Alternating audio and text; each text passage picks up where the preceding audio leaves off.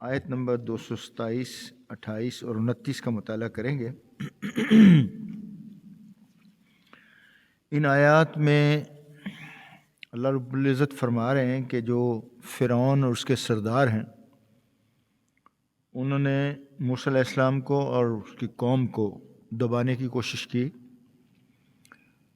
اور قوم نے پھر موسیٰ علیہ السلام کو اس بات کی شکایت کی جو تکالیف انہوں نے سہی، تو اس پر موسیٰ علیہ السلام نے ان کو تلقین کی کہ آپ صبر کا راستہ اختیار کریں، اللہ سے دعا کریں، اللہ جلد آپ کے دشمن کو ہلاک کر دے گا۔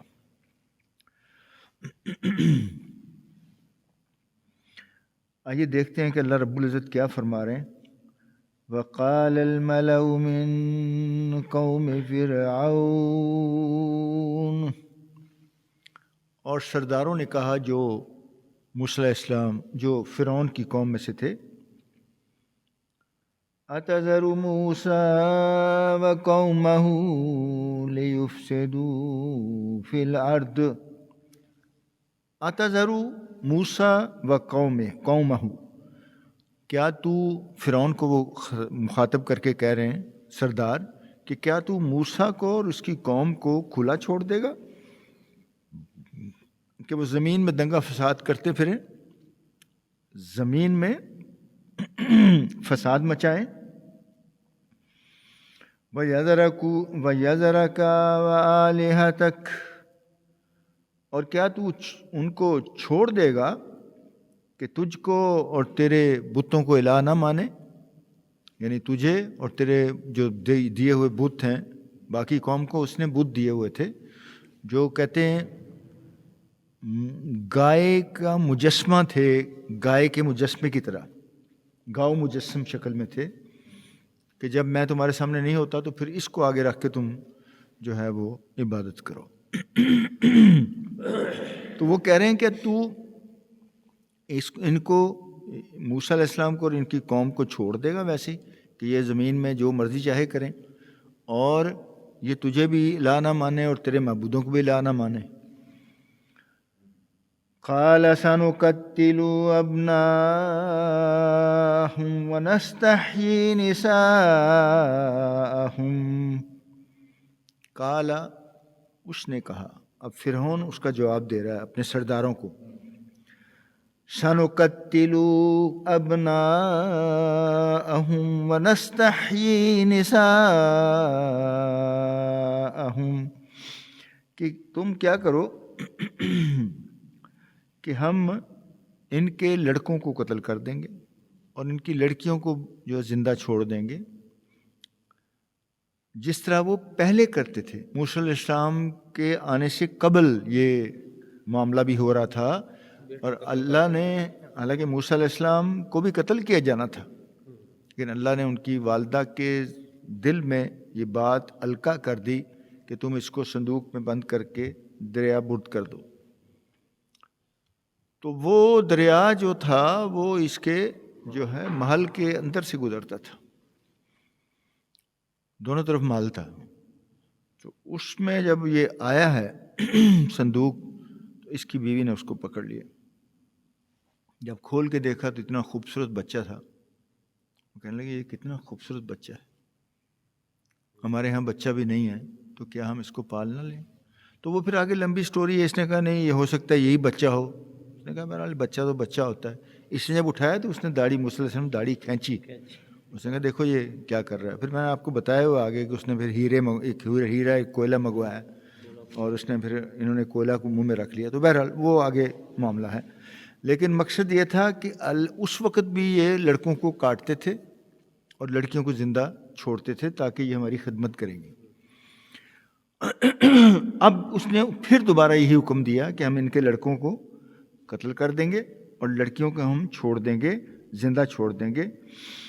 وَإِنَّ فَوْقَهُمْ قَاهِرُونَ، اور ہم ان کے اوپر غالب ہیں، تکڑے ہیں، ہم ان پر جو ہے غالب ہیں، یہ ہم سے کہیں نہیں بھاگ سکتے، مطلب یہ ہم جو چاہیں کریں۔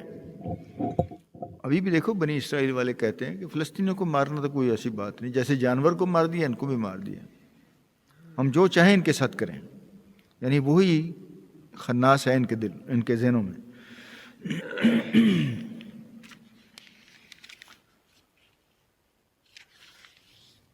قال موسیٰ لقومہ استعینوا باللہ واصبروا.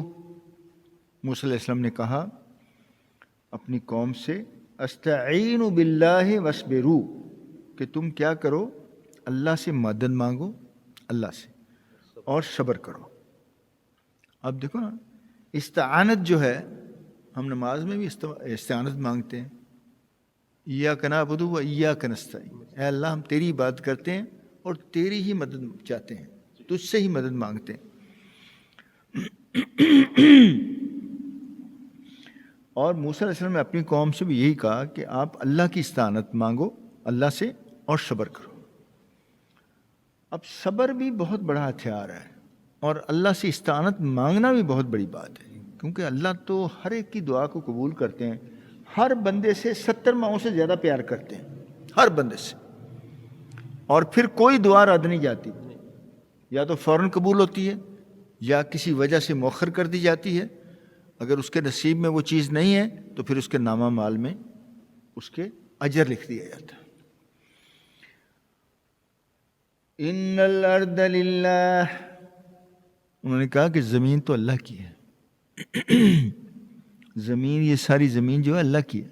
یہ مصر پر اس کی حکومت تھی فرعون کی، اور ہر بادشاہ کو فرعون کہتے تھے، لیکن یہ خاص فرعون ہے جو ابھی بھی وہاں میوزیم میں پڑا ہوا ہے. اس کی اللہ نے لاش کو ختم نہیں کرنا، قیامت تک وہ باعث عبرت رہے گا. میں تو خیر اللہ نے موقع دیا وہ دیکھ کے بھی آیا ہوں. میں یورثھا من یشاء من عبادہ،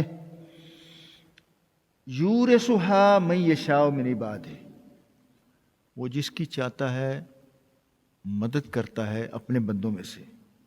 یعنی اللہ جس کو چاہے وارث بنا دے، یعنی اس زمین کا جس کو چاہے، یورثھا جس کو چاہے وارث بنا دے، اس کا حاکم بنا دے، اس کا بادشاہ بنا دے. والعاقبۃ للمتقین، اور عاقبت تو متقین کے لیے ہے ہی ہے. جہاں بھی اللہ نے وعدہ کیا ہوا ہے کہ صالح بندوں کو حکومت ہم دیں گے. ایک اور جگہ میں ریفرنس دیتا ہوں، سورہ نور کی 55 نمبر آیت ہے. اللہ نے فرمایا وعد اللہ الذین آمنوا منکم وعملوا الصالحات، اللہ کا وعدہ ہے ان لوگوں سے جو ایمان لائے اور صالح عمل کیے. لِيَسْتَخْلِفَنَّهُمْ فِي الْأَرْضِ، کہ زمین پر ان کو خلیفہ بنا دوں گا. كَمَا اسْتَخْلَفَ الَّذِينَ مِن قَبْلِهِمْ، جیسا ہم نے پہلے لوگوں کے ساتھ کیا. اب دیکھیں نا، اللہ تعالیٰ نے بہت دفعہ مومنین کو حکومتیں عطا فرمائیں. سلیمان علیہ السلام کو ایسی حکومت دی کہ آج تک کسی کو نہیں دی. ہوا ان کا تخت اڑاتی تھی. پھر حضرت داؤد علیہ السلام کے وقت میں ان کو بھی اللہ نے بہت معجزات بھی دیے اور ان کو طاقت بھی دی. طالوت ایک بادشاہ تھا جو مومن تھا، اس کو حکومت دی جالوت کے مقابلے میں. گو کہ قتل تو حضرت داؤد علیہ السلام نے اس کو کیا، لیکن حضرت داؤد علیہ السلام اس کی بادشاہت میں ایک سپاہی کے طور پر لڑے. بعد میں پھر ان کو حکومت ملی. تو اللہ تعالیٰ یہ کرتا رہتا ہے. اللہ تعالیٰ اپنے صالح بندوں کو جو ایماندار ہوں، مومن ہوں اور صالح ہوں، اللہ ان کو عروج بھی دیتا ہے، ان کو وارث بھی بناتا ہے. لیکن آگے ایک بڑی امپورٹنٹ آیت کا ایک ٹکڑا ہے، وہ میں بعد میں بتاتا ہوں. قالوا اوذینا من قبل ان تأتینا ومن بعد ما جئتنا. اب قوم نے یہ شکایت کی کہ موسیٰ علیہ السلام اپنے نبی سے، ان سب نے کہا اوذینا من قبل ان تأتینا، تیرے آنے سے پہلے بھی ہمیں اذیتیں دی گئیں، اور تیرے آنے کے بعد بھی ہمیں جو ہے نا اذیتیں دی جا رہی ہیں. مطلب جب حکم ہو گیا بادشاہ کا تو اس کا مطلب ہے کہ اب ہوگا یہ، تو تیرے بعد بھی اذیتیں جو ہے نا ہمارا مقدر بنی ہوئی ہیں. قال عسى ربكم من يهلك عدوكم. عسا کا مطلب ہوتا ہے کہ قریب ہے. موسیٰ علیہ السلام نے کہا عسى ربكم، قریب ہے تمہارا رب، ان یہلک عدوکم، تمہارے دشمن کو ہلاک کر دے. بہت قریب ہے کہ اللہ تمہارے دشمن کو ہلاک کر دے. وَيَسْتَخْلِفَكُمْ فِي الْأَرْضِ، اور تمہیں زمین کا خلیفہ بنا دے، تمہیں زمین کا مالک بنا دے. لیکن جو آخری آیت کا ٹکڑا ہے یہ بہت ہی امپورٹنٹ ہے.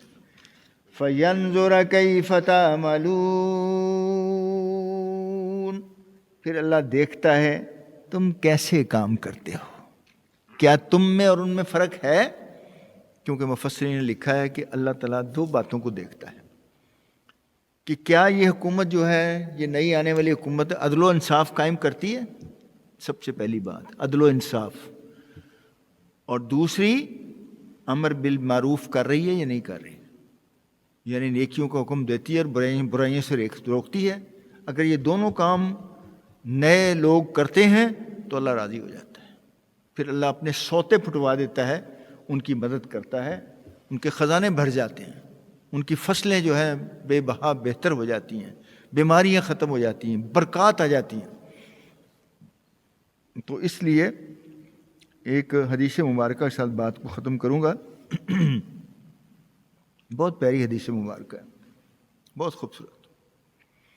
اللہ کے رسول مقبول نے فرمایا ان اللہ لا ينظر الى صورکم و اموالکم ولکن ينظر الى قلوبکم و اعمالکم، کہ اللہ آپ کی صورتوں کو اور آپ کے مالوں کو نہیں دیکھتا، اللہ آپ کے قلوب کو اور آپ کے اعمال کو دیکھتا ہے. اللہ تعالیٰ سمجھے سر جی؟ کیسی پیاری مطلب ہے. وما علینا